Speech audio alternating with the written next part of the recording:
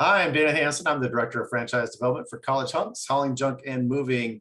Super excited to be joined today. Will Sullivan is one of our new owners. Super excited to be able to talk to you, Will. Give you a little, give you a chance to kind of share a little bit about your story. I know you're one of our new people. Would you mind kind of sharing when you started and where you're located?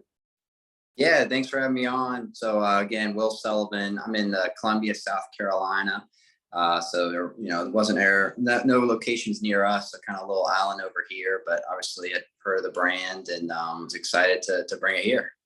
Awesome, man. So I'm curious. I mean, you're pretty young. How did you know that you wanted to own a business instead of going into, a lot of people go into corporate America and just kind of get stuck there for a lifetime, it seems like. So how did you know early on that you wanted to be a business owner, or why did you choose franchising? Yeah, I mean, I think a lot of it kind of came upbringing. Both my parents had kind of done their my camera go out. Nope, I got you. Yeah, so both my parents had kind of been, small business owners, self-employed. And growing up, I did a lot of little odd things for myself, from the landscaping to the car washing to, whatever you have it. Biggest thing I did in high school was I did a cell phone repair company. So I had kind of taken that, was kind of back and forth going to school and then, going to Clemson University school in South Carolina, thinking I was going to do electrical engineering just because I had liked messing around with electronics and stuff. So I studied there and kind of halfway through made a switch to the financial field. I had family members on my other side that did that. Thought it sounded really cool. So, finished school up and then, come when I graduated, I went and, joined and was a member of a firm down here that did that kind of work. Did it for about a year and a half. I liked it, didn't love it. Always kind of had that little entrepreneurial spark. And the biggest thing that gave me the push was when COVID came and we had a lot of downtime. So I just sit in the house and just had a lot of time to think, just kind of reassess everything. And so I really, kind of decided, hey, once this all kind of clears up, I want to try to do something different. So I just started looking at everything and I had come across College Hunks. I spoke with Dana probably June, July time of 2020. And then, it was a process. I was speaking to a bunch of different people, both franchise routes, also looking at things, just, starting it myself, kind of put it on hold, with the whole College Hunks idea until later December that year. My parents, they lived down the kind of South Florida area. So driving down 95 and, kept seeing all these College Hunks trucks. It's like, one of those things once you see the name and you kind of start noticing. And somewhere down, I still need to find what location it is, but you're coming 95 south to the right. There's a big orange building, one of the warehouses right off the highway. And what? I forgot about those guys. So we kind of rekindled everything and then really started looking at it. And that's when I, did the discovery day and the discovery calls. Remember Jeff Moss was one of the guys I did the calls with. And that was, he was real helpful and kind of answering questions I would have. At first I thought maybe it would be a side deal on what I was currently doing. And with talking with him, he's kind of like, you got to hit it and go. You can't just, kind of have it, doing something on the side, not to start at least. So he kind of, gave me the idea to really look at it from a full-time perspective instead of just, a little side hustle, so to speak. And so that's kind of where I had, kind of gotten to that point, finally decided after, a lot of thinking back and forth to make the leap. So I think it was March 2021 when I had signed the agreement, like very end of March. And then we opened on July 9th, doing just junk for the first few weeks. And then the moves came a couple weeks after and just been going ever since. Man, we're glad you made the choice. I remember you going through the process and learning about us. And you did a lot of due diligence. You asked a lot of good questions. So we're happy that you're here. You have you've done some pretty special things pretty quickly. I mean, I don't know if you mind sharing some of the numbers that you've been able to do. In maybe the last couple of months. Where are you at from a revenue perspective? Yeah, I mean, it's just kind of ever since the start of the year, we've just been going straight up. If you told me 4 months ago, we'd be kind of doing what we were doing, I probably wouldn't believe you. But, the last 2 months, so this is June and July 2022, we were, over 170,000 each month. And Wow.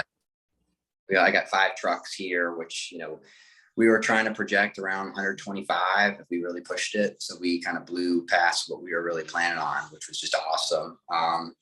There's some hiccups on the way, but it's part of growing. And it just, at the end of coming to the end of the summer here, just looking back, pretty cool to see, how we were able to, just do that many jobs and just have that many people that work for us, and just kind of trying to do every day best we can, which it's been fun. Man, to do 170K in a single month and then do it again the next month, that is a lot of jobs, and that's a lot of, you need trucks, you need hunks. How you been? How's it been like recruiting? Do you have some good guys working for you, and have you been able to kind of help build them up, help people kind of rise through the ranks a little bit? Yeah.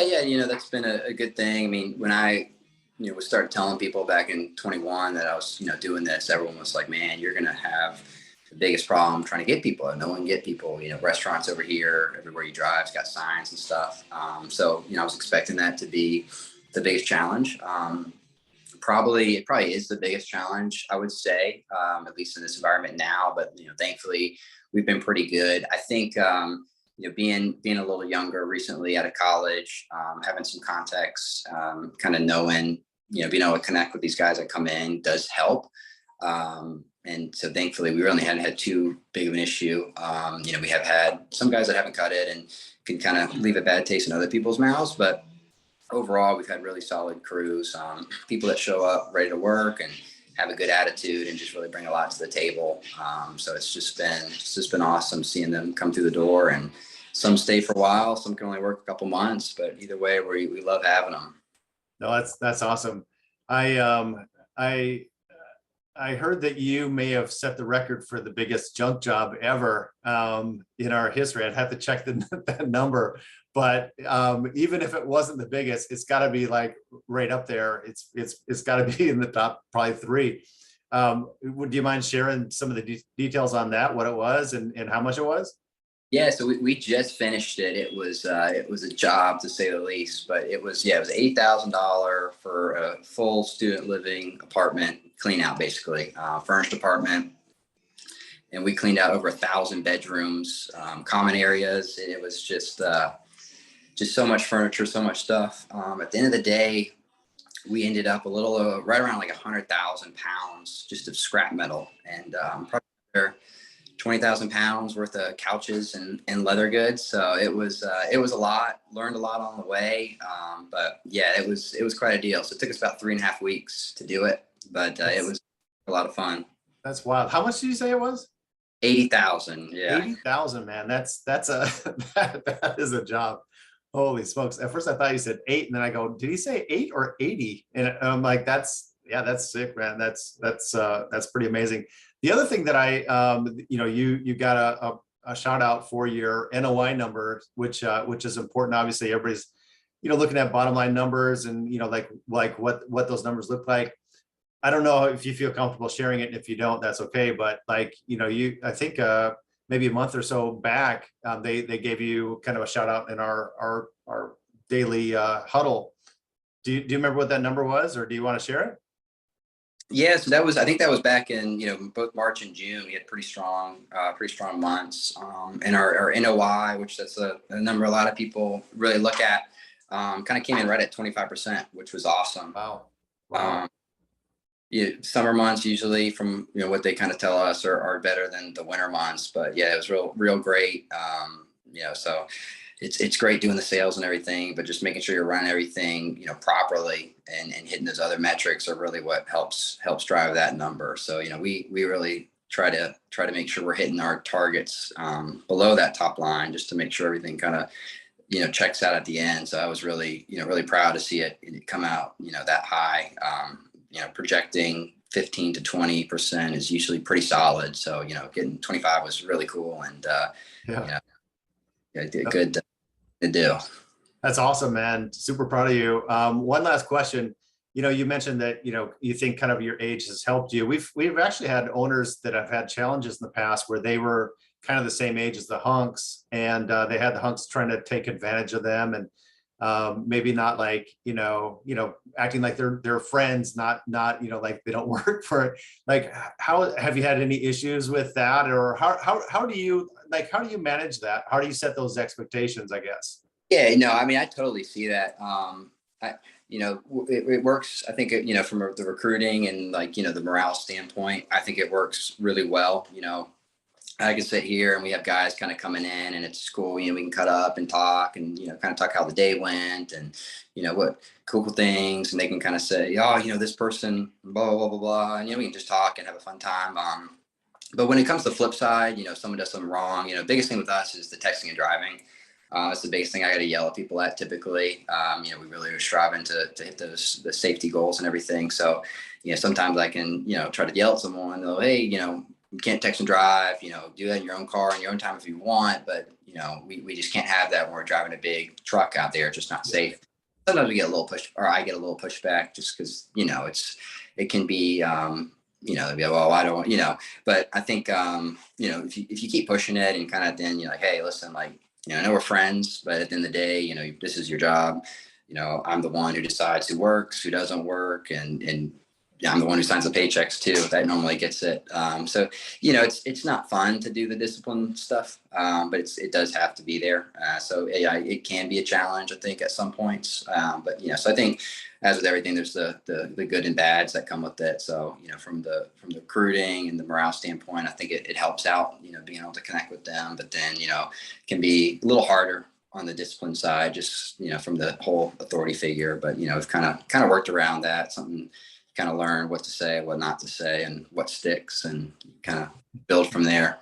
I think any new business has that anyway. You're just trying to feel your way through it, and you're learning, and it's kind of like on the job training. And sounds like you've done a fantastic job.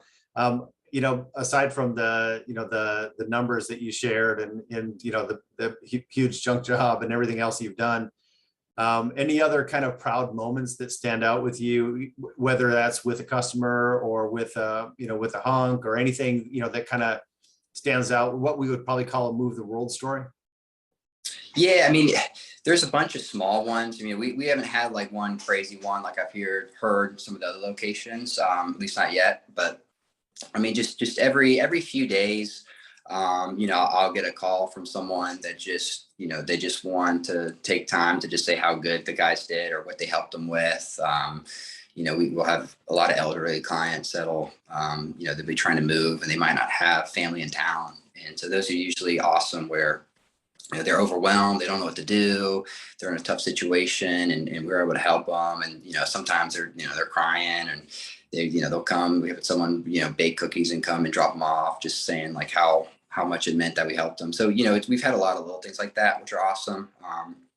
Especially with what we do, we do get unhappy calls sometimes, walls dinged, or, we something got broken, it's glass, et cetera. So just having those, those little calls that come through where they're just like, hey, I just had to say, like, John and Sean today just did such an amazing job. Like, I can't express how nice they were and this and that. Like, it's just great to hear that. And it just, really makes the rest of your day. I know it kind of sounds cliche, but, can't really, speak to how much that means to hear those little things every day. So maybe we'll get a really big one day, but just, every few days we'll have something like that comes up. It just, just makes me proud of the guys, and kind of proud to be part of the brand that's trying to do all that move the world stuff. Yeah, man, it's the little things that make the big differences. I'm really a firm believer in that. And, even something as simple as getting that phone call and, someone expressing that gratitude, like, it gives us purpose, and it helps us to remember, like,